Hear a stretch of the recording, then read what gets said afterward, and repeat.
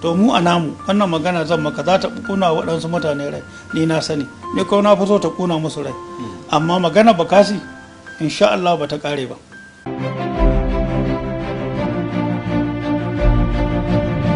Tambarin Hausa, aman gaskiya.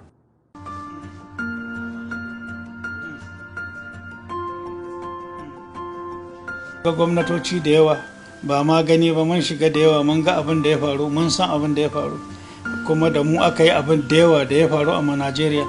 Saboda haka a matsayin shekarun da Allah ya kama a yau, daga kuma abubuwan da muka gani da na gaskiya da na rashin gaskiya da na yaudara da kuma na cin amana duk mun gani, ba wani abu sabo fa a nawa tunanin a Najeriya nan, sai dai muna kawaici da girmama mutane, amma ba akan wai rashin sani ba. Saboda haka in dai akan a taimaki Najeriya ne, in dai akan a taimaki 'ya'yanmu ne da kannanmu 'ya'yanmu jikokinmu masu zuwa da wanda Allah zai turo nan gaba, in dai har haka za a ceci Najeriya, sai rai ya ɓaci daga abin da na sani. To mu kuma inda har Allah ya mu ya baiwa, to ni fa ba wani shakkan wanda za mu bata wa rai a ce ran shi ya ɓaci. In abin da muka yi akan rashin gaskiya ne, to mun yi kuskure, mun bata rai, ba mu ne da laifi. Amma in akan gaskiya ne kuma ya taimaki jama'a, wannan ba duba baya za a yi. In dai ni ne ban damu da ran kowa ya ɓaci ba.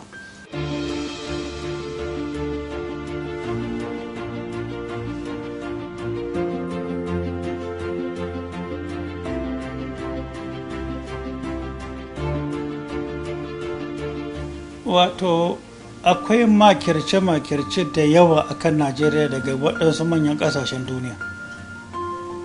Shugabanninmu manya da yawa ba su yi la'akari da abubuwa da yawa ba. Na farko shine irin arzikin da Allah ya shimfiɗa a ƙarƙashin ƙasa a wannan ƙasar. Allah kaɗai shi ya baro kansa sani.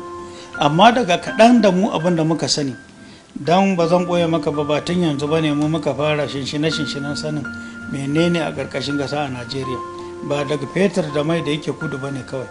Arzikin da ke arewa ya nanka abin da ke kudu dubunnai. Rashin sani ne na mutane.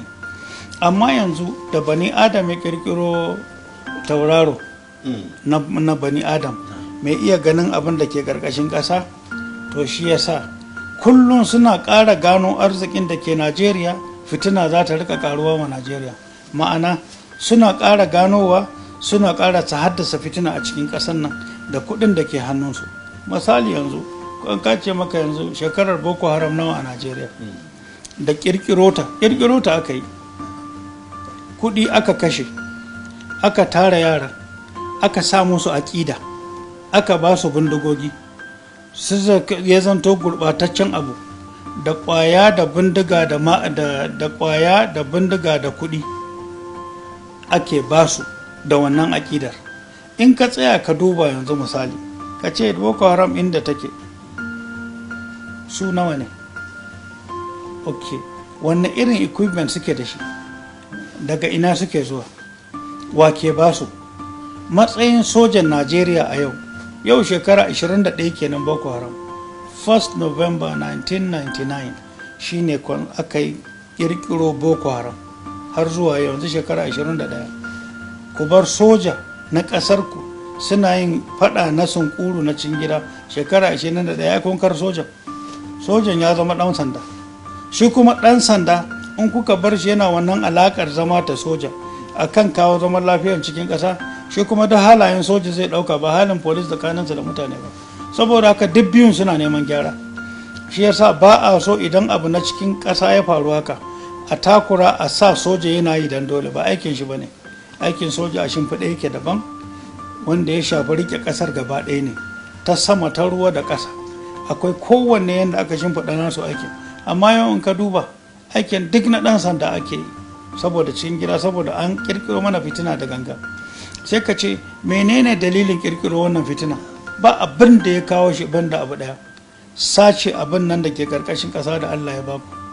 A nan ba zan gaya maka darajar abin da ake ɗauka ba, tsadar abin da ake ɗauka na sani, ba ban sani ba. Ina ake kaiwa, wa'inna ƙasashe ne, mutanen 'yan Najeriya manya da suwaye aka ƙirƙiro wannan shegantakar ta fari. wannan ta biyun da kaga tana faruwa a su Zamfara su Sokoto haka shi gold ne, daga Sokoto zuwa Kwara duk gold ne a shimfiɗa a ƙasa, kuma ba wanda zai ce maka ya san ainihin abin da kenan. Kuma a ƙasar nan kaga arewa maso gabar ba in duk Afirka ka ce ni Mustapha ne na gaya maka ba inda ya kai ta arziki, babu inda ya kai su arziki. Yanzu kaga Yobe, ni dan Yobe ne, amma yawancin mutanen Yobe ba sani ba, a duk cikin wannan jihohin da kyar ka sami mai arzikin Yobe, amma yau ita ce talaka, to amma ba su san me a ƙarƙashin ƙasan ba.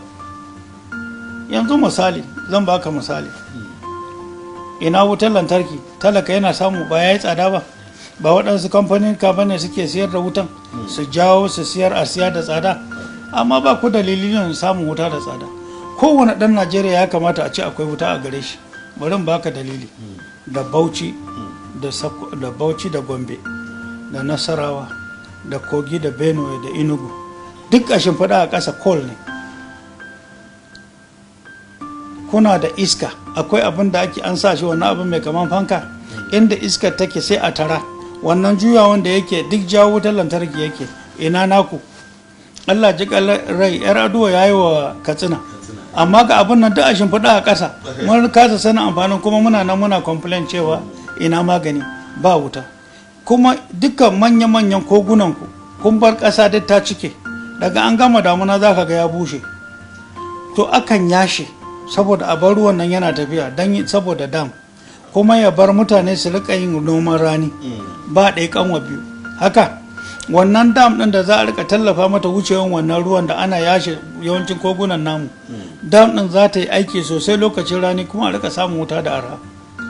Akwai gas, duk Afirka ba wanda ya kai ku yawan gas, sai dai a kwatanta ku da Rasha.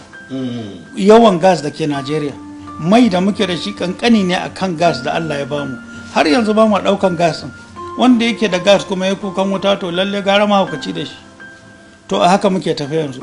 Duk dalilan a samu wutar lantarki kuna da shi, wanda zai kai ku shekaru ɗaruruka masu zuwa cikin sauƙi da kwanciyar hankali, ba ku amfani da shi.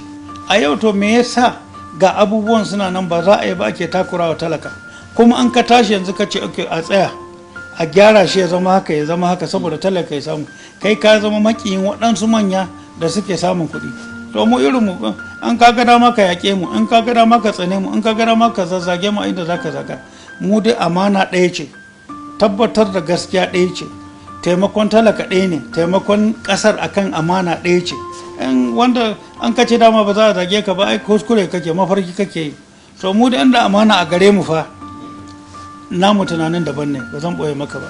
Wannan ƙasar sai dai waɗansu ƙasashe su shigo nan su zo su nemi albarka su amfana, akan 'yan Najeriya a ce talaka ne. Ba ɗan Najeriya akan abin da Allah ni daga sanin da na yi, daga arewa zuwa kudu, abin da Allah ya shimfiɗa daga duwatsu wanda duniya take nema, ina na a ƙarƙashin ƙasa, da diamond, da gold, da gas, da duwatsun da ke nan kudu, a arewa maso gabar, duk abin da ke gabashin Najeriya ko me kuɗi ne.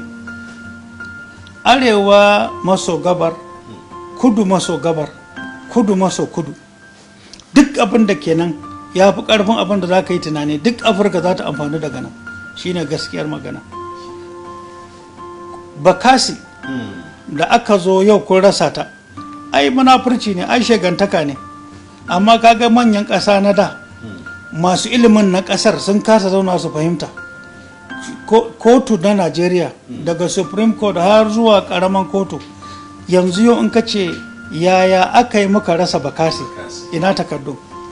Duk lauyoyi na Nigerian Bar Association na Najeriya tara suka zauna, menene history yanda aka yi Bakasin nan muka rasa ta a kotun duniya, me ya faru, su wane ne wannan 'yan tsirarin da suka je suka ce mun rasa Bakasi, su waye suka zauna suka zama alƙalan, daga wacce ƙasashe suke, wacce ƙasa ce ta sa faɗa da Najeriya har muka rasa Bakasi, menene a Bakasi, menene mahimmancin Bakasi akan zaman lafiyar Najeriya, akan zamantakewar Najeriya, akan maritime security na Najeriya, wato abubuwan harkar ruwa gaba ɗaya da movement na dukkan jiragen ruwa har na namu na navy.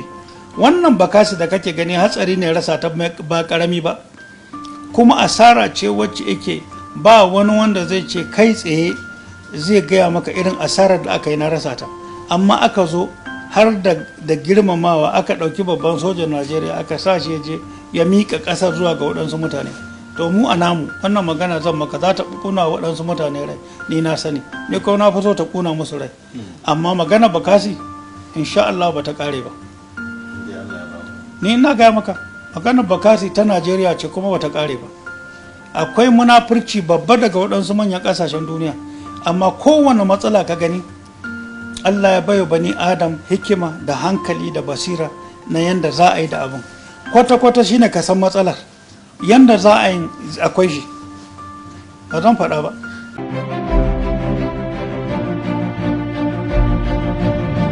Tambarin Hausa, aman gaskiya.